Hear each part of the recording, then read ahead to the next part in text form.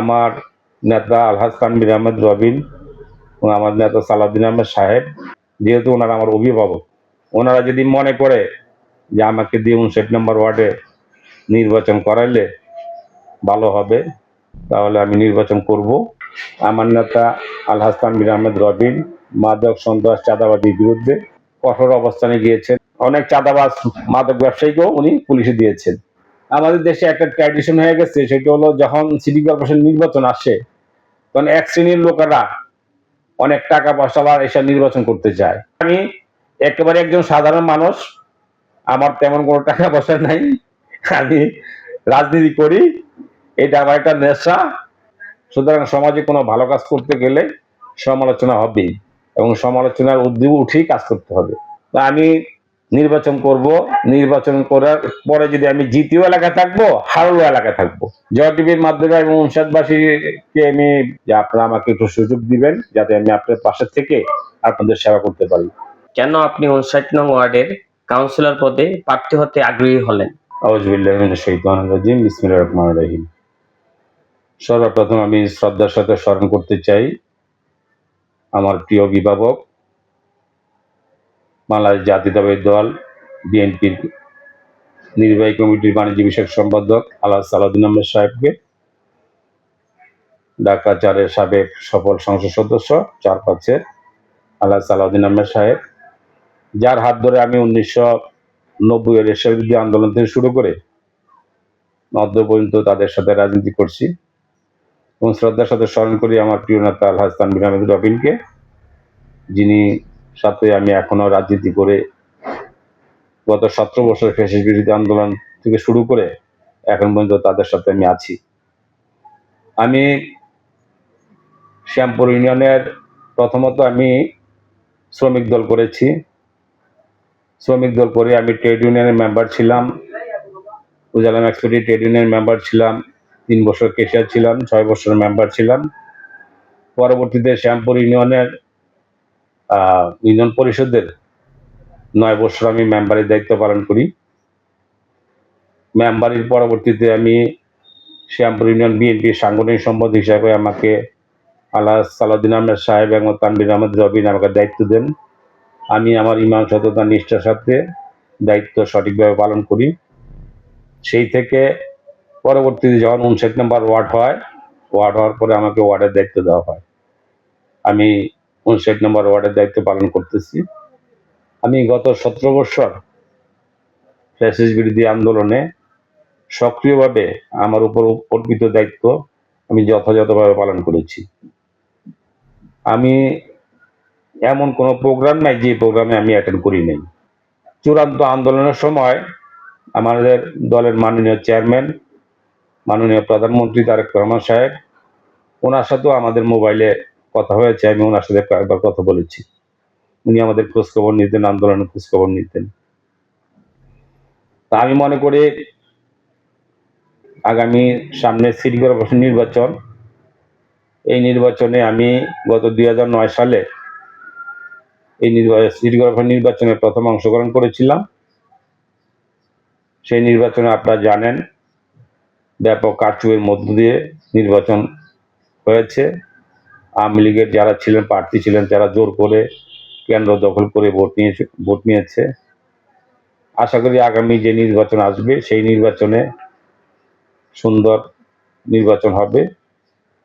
তো আমি আমার নেতা আলহাজ তানভীর আহমেদ রবিন এবং আমার নেতা সালাউদ্দিন আহমেদ সাহেব, ওনাদের কাছে আমি প্রত্যাশা করব, যেহেতু ওনারা আমার অভিভাবক, ওনারা যদি মনে করে যে আমাকে দিয়ে 59 নম্বর ওয়ার্ডে নির্বাচন করাইলে ভালো হবে, বা আমি যেভাবে 59 নম্বর ওয়ার্ডের জনগণের পাশে দীর্ঘদিন থেকে কাজ করেছি, রাজনৈতিকভাবে কাজ করেছি, আমি 59 নম্বর ওয়ার্ডের জনগণের প্রতিটি ডোরে ডোরে গিয়েছি, আমি ঘরে ঘরে গিয়েছি।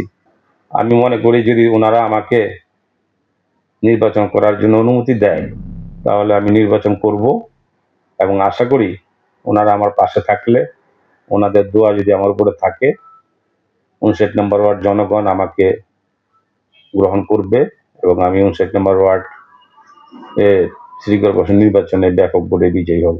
আসলে 59 নম্বর ওয়ার্ড এখন বর্তমানে অভিভাবকহীন। এইখানে আপনার কাউন্সিলর নাই, আর যিনি কাউন্সিলর ছিলেন বিগত দিনে উনি এলাকায় থাকতেন না, উনি থাকতেন ধানমন্ডি গুলশানে।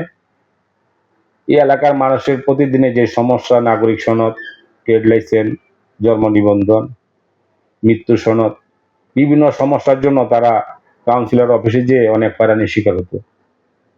তা আমি মনে করি একজন কাউন্সিলর এমন হওয়া উচিত যিনি সবসময় জনগণের সেবার জন্যই তার ওয়ার্ডে সবসময় থেকে যাতে কাজ করতে পারে, তাহলে জনগণ তার সমস্যা সমাধানে সুফল ভোগ করবে। এত বড় একটা এলাকা, এখানে বিভিন্ন সময় কারেন্টের সমস্যা থাকে, গ্যাসের সমস্যা আছে, পানির সমস্যা আছে। তাৎক্ষণিক এই সমস্যাগুলো সমাধানের জন্য নাগরিকেরা কারো কাছে যে কোনো উপকার পায় না, এই বিষয়টি আমাকে ভাবিয়ে তোলে। সাধারণ মানুষের সঙ্গে আপনার সম্পর্ক ও যোগাযোগ কতটা ঘনিষ্ঠ বলে মনে করেন?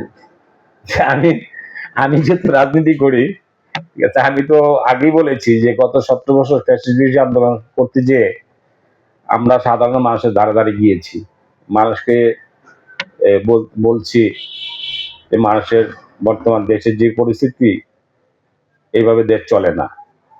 যেভাবে গত 17 বছর অন্যায়ভাবে দেশ চালাইছি, এভাবে দেশ চলে না। তা আমরা সাধারণ মানুষের সাথে আমি সবার সাথে মিশি, সবার সাথে আমার একটা ভালো সম্পর্ক আছে, সবাই আমাকে আন্তরিকভাবে গ্রহণ করেছে এবং আমি সকলের দোয়া এবং সহযোগিতা কামনা করি। ওয়ার্ডে মাদক, সন্ত্রাস ও চাঁদাবাজি প্রতিরোধে আপনার অবস্থান কি? ওয়ার্ডে মাদক, সন্ত্রাস এবং চাঁদাবাজি, এটা আপনি জানেন গত 17 বছরে ফ্যাসিস্ট সরকার যখন ক্ষমতা ছিল তখন ব্যাপক মাদক, চাঁদাবাজি, সন্ত্রাস হয়েছে। গত 5 তারিখের পর থেকে আমার নেতা আলহাজ তানভীর আহমেদ রবিন মাদক, সন্ত্রাস, চাঁদাবাজির বিরুদ্ধে কঠোর অবস্থানে গিয়েছেন এবং প্রত্যেকটা ওয়ার্ডে, প্রত্যেকটা ইউনিটে উনি এই ব্যাপারে মিটিং করেছেন। উনি শুধু মিটিং করেন নাই, উনি এমনও বলেছেন যদি মাদক, সন্ত্রাস, চাঁদাবাজির সাথে আমার দলের কোনো নেতা কর্মী জড়িত থাকে তাকেও আইনের আওতায় দেওয়ার জন্য উনি প্রশাসনকে বলেছেন। এবং উনি অনেক চাঁদাবাজ মাদক ব্যবসায়ীকেও উনি পুলিশে দিয়েছেন। তো এই ব্যাপারে আমরাও ওনার সাথে একমত হয়ে আমরাও মাদক বিরোধী অনেক অভিযান চালিয়েছি এবং মাদকের বিরুদ্ধে আমরা সবসময় জিরো টলারেন্স আছি, থাকবো ইনশাল্লাহ। আপনার রাজনৈতিক জীবনে সবচেয়ে বড় চ্যালেঞ্জ কোনটি ছিল? আমার রাজনৈতিক জীবনের সবচেয়ে বড় চ্যালেঞ্জ ছিল যে আমাদের ভিতরে একটা সময় অনেকেই হতাশায় ভুগছিলেন যে হয়তো আর বিএনপি কখনো ক্ষমতায় আসবে না, কিন্তু আমরা দৃঢ় প্রত্যয় নিয়ে আন্দোলন করেছি। আমি এই ফ্যাসিস্ট বিরোধী আন্দোলনের সময় আমি প্রায় 50টির বেশি মামলা খেয়েছি, এলাকায় থাকতে পারি নাই, নিজের ব্যবসা বাণিজ্য সবকিছু শেষ করেছি, কিন্তু কখনো পিছপা হই নাই। আমার ভিতরে একটা দৃঢ় চেতনা ছিল যে কোনো অন্যায় বেশি দিন টিকে থাকতে পারে না, ইনশাল্লাহ একদিন না একদিন বিএনপি ক্ষমতায় আসবে, সেই প্রত্যয় নিয়ে কিন্তু সংগ্রাম করেছি। ওই সময়টাই আমাদের সবচেয়ে বড় চ্যালেঞ্জ ছিল। ওয়ার্ডবাসী কেন আপনাকে তাদের প্রতিনিধি হিসেবে বেছে নেবেন? আসলে বিষয়টা হলো ওয়ার্ডের মানুষ চায় যে একজন সাধারণ মানুষ জনপ্রতিনিধি হোক, কারণ একজন সাধারণ মানুষের কাছে যে কেউ সাবলীলভাবে আসতে পারে। কিন্তু আমাদের দেশে একটা ট্র্যাডিশন হয়ে গেছে, সেটা হলো যখন সিটি কর্পোরেশন নির্বাচন আসে তখন এক শ্রেণীর লোকেরা অনেক টাকা পয়সা বা এসব নির্বাচন করতে চায়, কিন্তু তারা কখনো মাঠে ঘাটে থাকে না, তারা টাকা দিয়ে নির্বাচন করে প্রতিনিধি হতে চায়। তখন আর তাদেরকে প্রতিনিধি হওয়ার পরে তাদেরকে এলাকায় খুঁজে পাওয়া যায় না, এরা তখন থাকে গুলশান বনানীতে। তো এলাকাবাসী চায় যে এমন একজন জনপ্রতিনিধি হোক যে সবসময় আমাদের সাথে মিলেমিশে কাজ করে, যার কাছে সাবলীল ভাবে মনে করেন মানুষ আসতে পারে, তার কথা, মানুষের কথা শুনতে পারে, সুখ দুঃখের কথা শুনতে পারে। সেই হিসাবে আমি একেবারে একজন সাধারণ মানুষ, আমার তেমন কোনো টাকা পয়সা নাই, আমি রাজনীতি করি, এটা আমার একটা নেশা। আমি দেশের জন্য রাজনীতি করি, মানুষের জন্য রাজনীতি করি, এলাকার মানুষের উন্নয়নের জন্য রাজনীতি করি। সমালোচকদের উদ্দেশ্যে আপনার সবচেয়ে ছোট কিন্তু শক্ত বার্তা কি? সমালোচকদের উদ্দেশ্যে আমার বলা একটাই কথা, যে তোমার সমালোচকদেরকে তুমি শত্রু ভাবিও না, বিকজ সে তোমার প্রকৃত বন্ধু। কেউ যদি আমার সমালোচনা করে, গঠনমূলক সমালোচনা করে, তাহলে আমি তাকে সাদরে গ্রহণ করব। সুতরাং সমালোচকদেরকে কখনো খারাপ ভাবতে নেই। সমালোচনা যদি না করে, আমার গঠনমূলক সমালোচনা যদি না করে, তাহলে আমি ভালো কাজ করতে পারবো না। সুতরাং সমাজে কোনো ভালো কাজ করতে গেলে সমালোচনা হবেই, এবং সমালোচনার ঊর্ধ্বে উঠেই কাজ করতে হবে। জনগণের দাবি, নেতারা নির্বাচনের পর আর খোঁজ রাখেন না। আপনি কিভাবে নিজেকে ব্যতিক্রম প্রমাণ করবেন? দেখেন, আমি 40 বছর যাবত এই এলাকায় বসবাস করি। আমি 9 বছর মেম্বার ছিলাম, এই দেশের জনগণ আমাকে দেখছে। আমি আগেই বলেছি যে আমি অনেক টাকার মালিক না, আমার কোনো গাড়ি নাই, আমার কোনো বড় 5 তলা 7 তলা বাড়ি নাই, আমি গুলশান বনে থাকার মতো আমার অবস্থানও নাই। আমি এলাকায় থাকি, এলাকায় থাকবো। অনেক না তারা আছে নির্বাচনের নাম আইসা নির্বাচন করে, জনপ্রতিনিধি হওয়ার পরে তারা গুলশান বনে চলে যায়। সুতরাং তাদেরকে জনগণ খুঁজে পায় না। তো আমি নির্বাচন করব, নির্বাচন করার পরে যদি আমি জিতেও এলাকায় থাকবো, হারলেও এলাকায় থাকবো, এবং জনগণের পাশে থেকে আমি জনগণের সেবা করতে চাই। জয় টিভির মাধ্যমে 59 নং ওয়ার্ডবাসীর উদ্দেশ্যে আপনার বার্তা কি? জয় টিভির মাধ্যমে এবং 59বাসীকে আমি ধন্যবাদ জানাতে চাই যে 59 নম্বর ওয়ার্ডবাসীর মনের যে প্রত্যাশা, 59বাসী তাদের যেই চাওয়া, এলাকার রাস্তাঘাটের উন্নয়ন, গ্যাসের সমস্যা, পানির সমস্যা, নাগরিক সমস্যাগুলো যাতে তারা সুন্দরভাবে পায়, সেই ব্যাপারে আমি তাদেরকে সর্বত্র সহযোগিতা করব। এবং তাদের কাছে আমার শুধু এটুকুই চাওয়া, আপনারা আমাকে দীর্ঘদিন যাবৎ চিনেন, আপনারা অনেকে আপন হিসাবে ইতিমধ্যে মেনে নিয়েছেন। আপনাদের কাছে আমার চাওয়া এটুকুই যে আপনারা আমাকে একটু সুযোগ দিবেন, যাতে আমি আপনার পাশে থেকে আপনাদের সেবা করতে পারি। ধন্যবাদ আপনাকে। আপনাকে ধন্যবাদ।